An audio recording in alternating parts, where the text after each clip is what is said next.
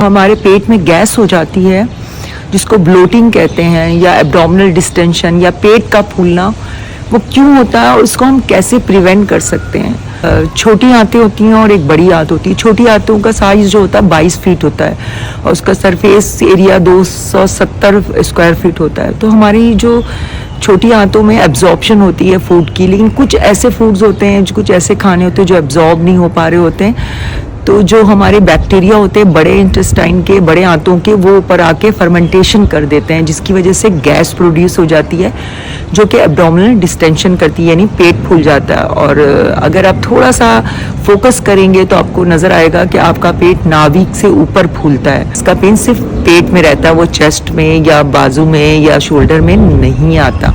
बहुत तेजी से जब खाना खाते हैं और ओवर ईटिंग करते हैं, ज़्यादा खा लेते हैं, और तो फिर उसकी एब्जॉर्प्शन छोटी आंत में हो नहीं पाती और जो है ना आपकी फर्मेंटेशन हो जाती है और गैस हो जाती है। तो हमें थोड़ा खाना आहिस्ता आहिस्ता खाना चाहिए और ओवर ईटिंग नहीं करना चाहिए। जिनमें शुगर की मकदार बहुत ज़्यादा होती है, जिसमें नमक की मकदार बहुत ज़्यादा होती है, तो ये जो खाने होते हैं ये हमारे पेट में जाके थोड़ी सी जो है ना आपके पानी की रिटेंशन ज़्यादा करते हैं। तो पानी की रिटेंशन ज़्यादा यानी पानी ज़्यादा पेट में भरता है, पानी से पेट फूल जाता है। जैसे हम चिकनाई वाले खाने बहुत ज़्यादा खाते हैं तो वो उस वक्त एब्जॉर्ब देर से होते हैं और फिर वो गैस प्रोड्यूस करते हैं। इस वजह से अगर आप बहुत ज़्यादा चिकनाई वाले खाना खाते हैं तो वो भी एब्जॉर्प्शन उसकी देर से होती है। कुछ कार्बोहाइड्रेट ऐसे होते हैं जो कॉम्प्लेक्स कार्बोहाइड्रेट्स कुछ ऐसे होते हैं जो गैस प्रोड्यूस करते हैं। जैसे हमारी अम्मियाँ कहती थी कि ये बंद गोभी, कॉलीफ्लावर ये सब ना खाओ, क्योंकि ये जैसे बीन्स होते हैं, सेम की फलियाँ होती हैं, ये बादी सब्जियां होती हैं। कुछ बादी सब्जियां होती हैं, उसके खाने से भी पेट में गैस हो जाते हैं।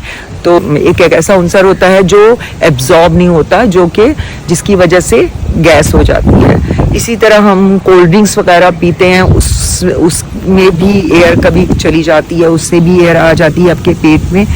और इसके अलावा जो है हम कोशिश करें कि फैट वाले खाने नहीं खाएं। और अगर हमें खुदा न खास्ता कोई पेट की बीमारी है, जैसे अल्सर है, हमें क्राउन डिजीज है, अल्सरेटिव कोलाइटिस है, क्राउन डिजीज है, ड्यूडिनल अल्सर है यानी एच पाइलोरी इन्फेक्शन है आपके पेट में, इरिटेबल बाउल सिंड्रोम है, तो हमें फौरन डॉक्टर से रुजू करना चाहिए। अगर जिनको कब्ज होता है उनको भी गैस हो जाती है, क्योंकि वो एब्जॉर्प्शन उनकी देर से। मरीज कहता है कि डॉक्टर गैस का पेन है, सीने का पेन नहीं है। गैस का पेन सिर्फ पेट में हो सकता है, क्योंकि एब्डोमिनल डिस्टेंशन यानी स्ट्रेच होते हैं आपके मसल्स पेट के, जिसकी वजह से आपको दर्द होता है। अगर हम देखा जाए तो हमारे पेट का जो साइज स्टमक का होता है वो मुट्ठी भर होता है, तो उस साइज में हम खाना अगर ज़्यादा खा लेते हैं तो वो स्ट्रेच हो जाता है। स्टेरॉइड और दर्द की गोलियां ये भी हमारे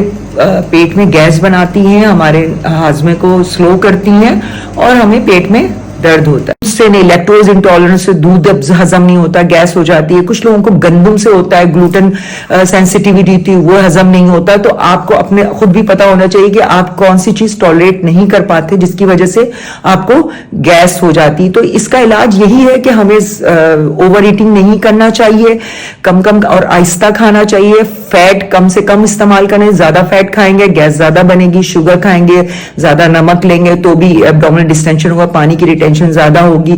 और बादी चीजें जो होती हैं, बादी सब्जियां होती हैं, गाजर है, अगर जिसमें फाइबर बहुत ज्यादा, अगर ये बहुत ज्यादा मकदार में एक साथ ले ली जाए तो वो भी गैस बना लेती हैं।